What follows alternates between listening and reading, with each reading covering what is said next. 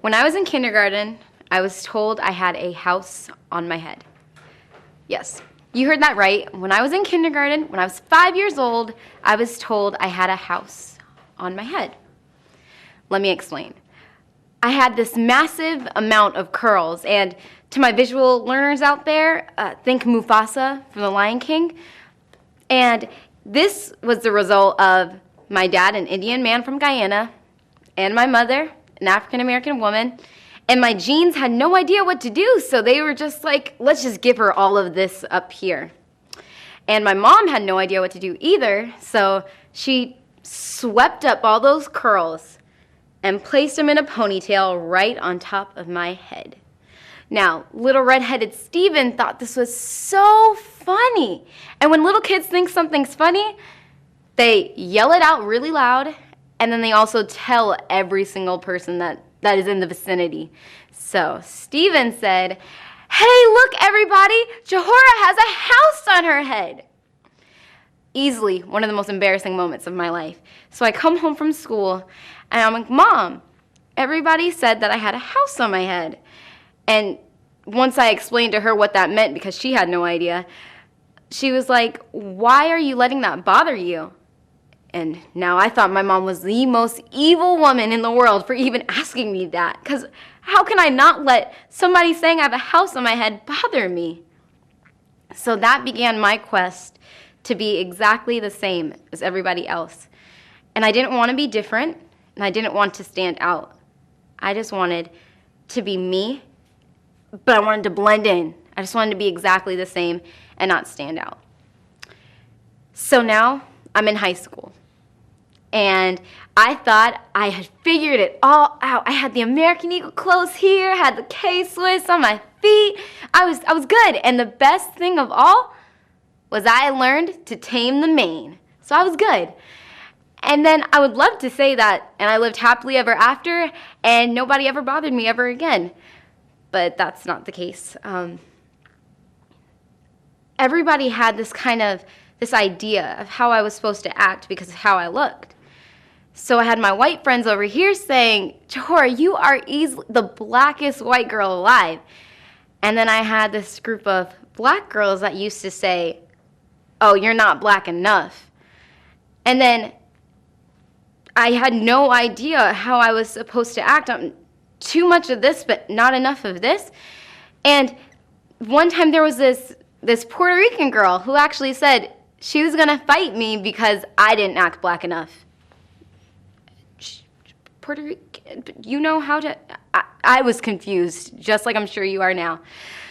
So I found a way to just eliminate myself from this situation. So I began skipping school. And then when my mom found out that I wasn't skipping because I was sick, but because I was scared, because I was constantly being threatened and constantly being ostracized and teased. You know, who wants to go back to a place where that's happening to you?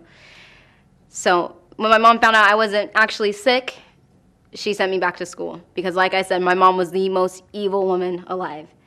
So I went back to school, but I made sure that I was invisible. I could get from one class to the next in 30 seconds flat without seeing anybody. I found secret hiding places in school that nobody knew. It was just me. And just to sum it all up, I hated high school. So one day, this organization comes to my school, Community Tampa Bay, and they put on a Unity Day. And they led a workshop, and it was about stereotypes. And I was thinking, wow, people keep putting me in this box, and I didn't get it. So I really thought that, okay, this is wrong. Nobody should be telling me how I should be acting. So they let us know about this amazing program called Anytown. And I knew about Anytown because my sister went to Anytown. And you know, my sister was evil too. And I was like, you know what? If she can do that, I can do that too. So I decided, all right, you know, I'm going to go to Anytown. So it's the day before Anytown. And I can't sleep, so I'm watching a goofy movie. And one of the songs in it was saying, "Stand out from the crowd, even if you have to shout out loud." And I'm like, whatever. So I went to sleep. So now, it's the day of Anytown. And I wake up, and I'm really nervous, and my sister is just teasing me, and she's like, Johora, so are you bringing that Minnie Mouse suitcase? And I'm like, yeah. And she says, oh, wow, you're going to start off without friends, and you're going to end without friends, too. She thought she was so funny. So my mom drives me and my sister up to Land O'Lakes, where the bus is going to pick us up for Anytown.